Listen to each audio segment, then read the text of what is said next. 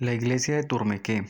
Esta población colombiana se encuentra enclavada en el departamento de Boyacá. Perteneciente a la cultura muisca, se integra en lo que sería la Audiencia de Nueva Granada en 1537, cuando el territorio fue ocupado por Gonzalo Jiménez de Quesada. Fue cabecera de encomienda y más tarde de resguardo como un amplio territorio, lo que sin duda influyó en las características volumétricas de la edificación que nos atañe. La iglesia de Nuestra Señora del Rosario de Turmequé inicia su construcción en el año 1584, bajo la dirección del maestro de albañilería Antonio Cid. El contrato se firmaba en el mes de enero, pero en junio del mismo año se cerraba un nuevo acuerdo impuesto por la Real Audiencia, en el que se modificaba la traza, aumentando el ancho y el largo de la iglesia. Más adelante, en 1587, el mismo Antonio Cid hacía postura para realizar las casas curales de Chivatá, Sogamoso y Turmequé. En paralelo se tasaban y se especificaban los materiales de albañilería y de clavazón.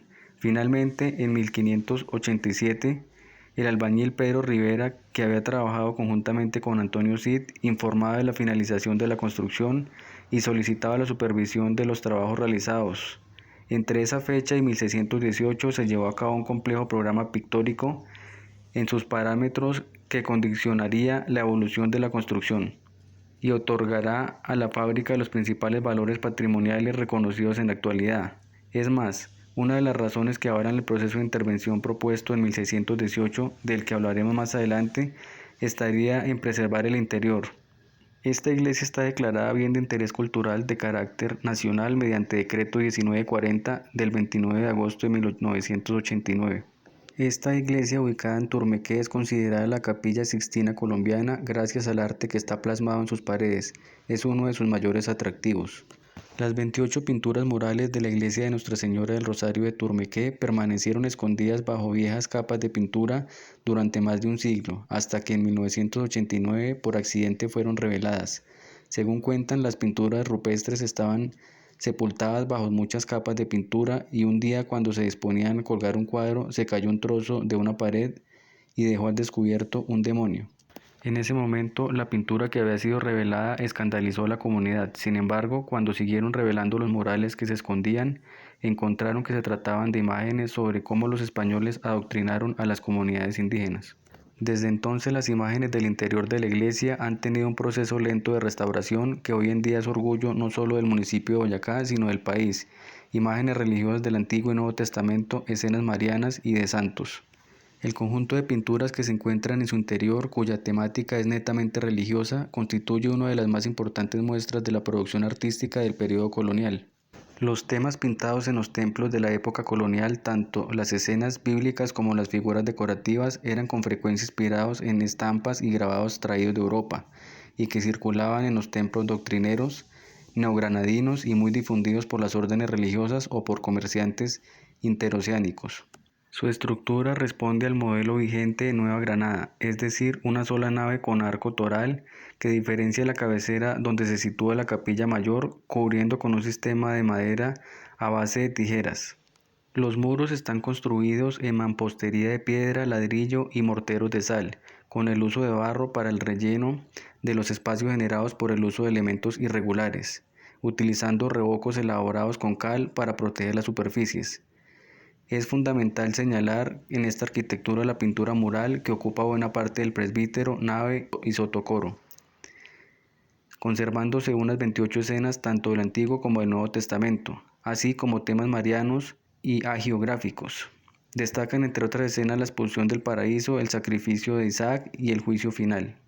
Entre 1915 y 1923 se realizaron modificaciones del aspecto exterior e interior, confiriéndole la actual imagen neogótica al templo.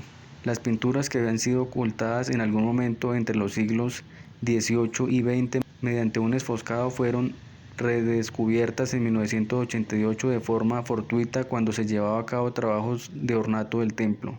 Volviendo a los inicios históricos de la iglesia, señalaremos que para 1619 la cubierta lignaria estaba en un estado aparentemente precario. Ello supuso una visita de inspección en mayo de ese año, encabezada técnicamente por el maestro de carpintería Alejandro Mesurado. Las pinturas del templo de Turmequé las podemos clasificar en motivos decorativos, Al parecer esta parte de las pinturas es la más antigua, llamada pintura de romanos, caracterizada por ser un conjunto de mascarones, cortinas y figuras vegetales. También hay motivos manieristas en las enmarcaciones que encierran algunas escenas, como es el caso del bautismo de Jesús. Motivos bíblicos. Los temas pintados en todo el templo no tienen un orden narrativo, son pasajes del Antiguo y Nuevo Testamento. Se cree que estos temas fueron escogidos para las enseñanzas doctrinales de los indígenas y propagar algunas devociones. Santos. A lo largo de los muros se suelen encontrar algunos santos que seguramente fueron pintados a petición de las órdenes religiosas que estuvieron allí, como el caso del antiguo valenciano Santo Tomás de Villanueva, o porque estos representaban algunas actividades de los indígenas, como es el caso de Santa Catalina de Alejandría, patrona de los tejedores. Los pasajes y vestidos que se encuentran actualmente son: pared del Evangelio, desde la puerta del templo hacia el presbítero, San Juan Bautista, bautismo de Cristo, San Cristóbal, juicio final, Santo Tomás de Villanueva, degollación de San Pablo, conversión de San Pablo, San Esteban, Santa Catalina de Alejandría, fragmento del descendimiento de la cruz, fragmento del rostro. Pared de la epístola, desde el presbítero en dirección a la puerta, presentación del niño en el templo, la creación, la tentación del fruto prohibido, la anunciación, la expulsión del paraíso, sacrificio de Abraham a Isaac, Eva y sus hijos, Moisés y las tablas de la ley, San Miguel pisando al demonio, transfiguración de Cristo, la liberación de San Pedro, Caín dando muerte a Abel. Desde el altar mayor, coronación de la Virgen, retablo de los 12 apóstoles y decoraciones.